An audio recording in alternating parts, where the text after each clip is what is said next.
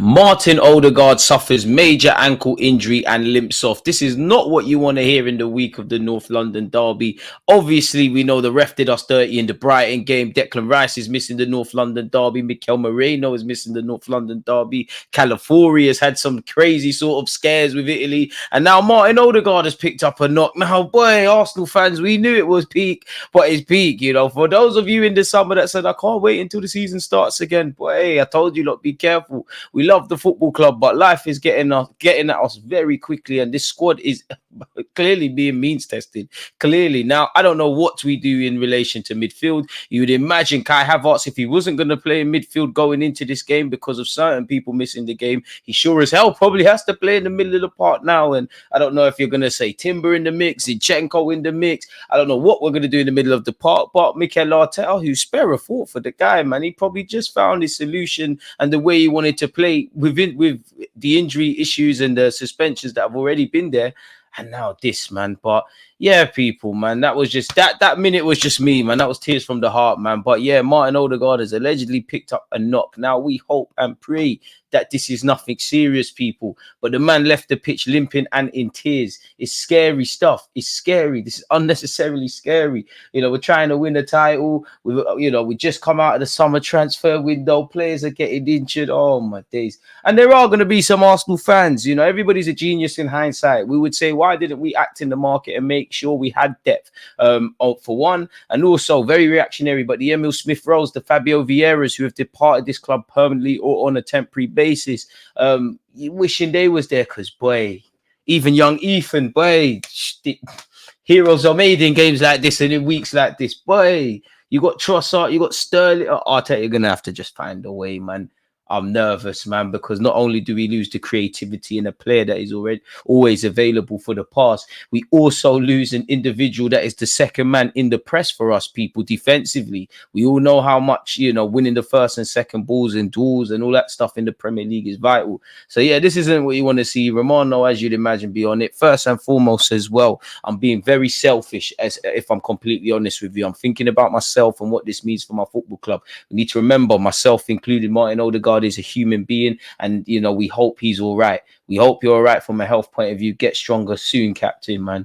I'm still shook though, I'm not gonna lie, man. And even the headlines, you know, again, as you can see it there, I believe the Norway coach even said Martin Odegaard's injury looked bad in the dressing room as well. Boy, the Norway apologies doctor said he's got a small ankle sprain. We'll see. Maybe we'll use ultrasound to look at it.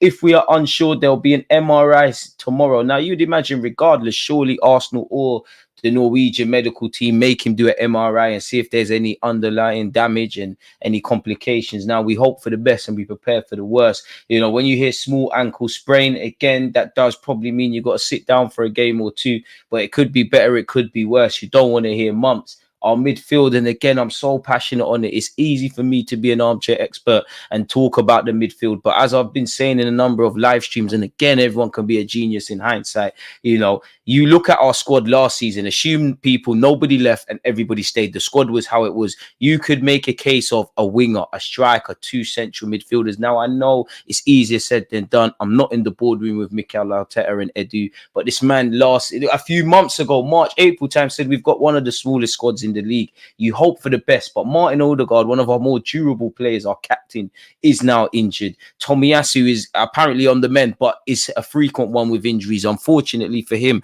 And also Gabriel Jesus. You know, you've got Raheem Sterling as well. Maybe there's something to do there. You wonder for his fitness. You hope to God Partey is wrapped in cotton wool. Jorginho, make sure the shin pads and boots are dusted.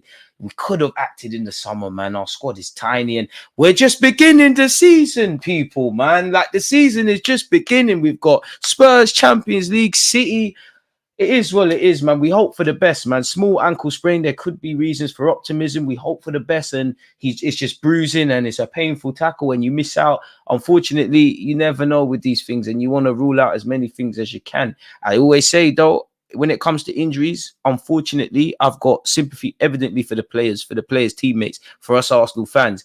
to a degree for Mikel Arteta. But if I'm completely honest, big up the manager and big up Edu. Not really for you lot, because you lot are very smart at this football thing. You know these things can happen. Even when you look at the rhetoric where around California, when Mikel Arteta was asked, he spoke on depth. He spoke on a wider point of, we've been very fortunate with Saliba, Gabriel, and Benjamin White to have them really and truly fit for the majority in the last 2 seasons prior to the one now. Boy, I know it's easier said than done. And do you know what the saddest thing is? Do you know what the saddest thing away from Martin Odegaard being injured is, people? Do you know what the saddest thing is? In the summer, when we're making our live streams and whatnot, big up you lot that was there and was supporting and whatnot. And I'm sure some of you with your friends, we spoke about, yeah, we need a centre mid or two. We're talking about a winger or a striker. Obviously, goalkeeper was even with Ramsdale, with Raya being permanent, with chasing second and third choices. You know, California, another left back was, you know, just on the topic of bringing in another defender was a talking point. But one thing we said as Arsenal fans, when we got away from those examples that I mentioned, we said, what happens if Martin Odegaard gets an injury?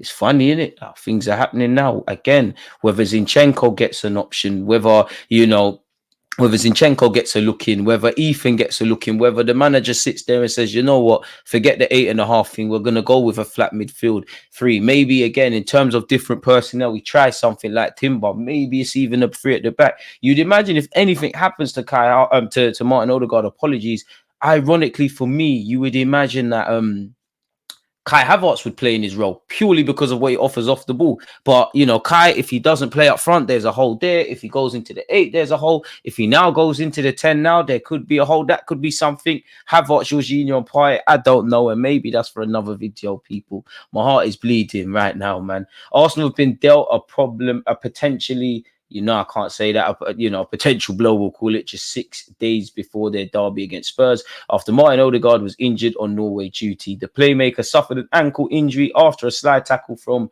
Christoph Gartner, apologies for mispronunciations, and was taken off 67 minutes into Norway's 2-1 Nations League win over Austria Monday night. Now, again, I big up players that play for their country. I think it's the highest honor.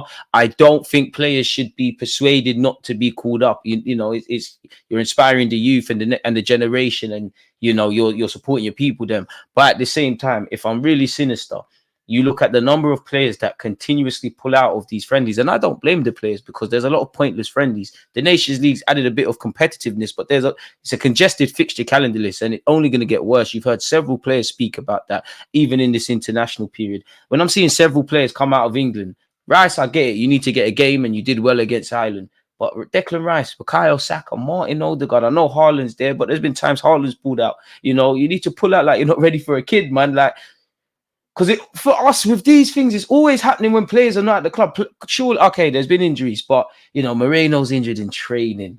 What are the chances?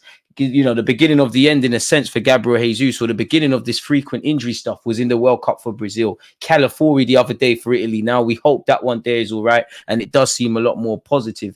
But boy, and we've gone over what the Norway gaffer has said already. You know, again, I feel sorry for Martin Odegaard. He's our captain. We're doing what we're doing as a football club. He's actually, you know, his missus is pregnant.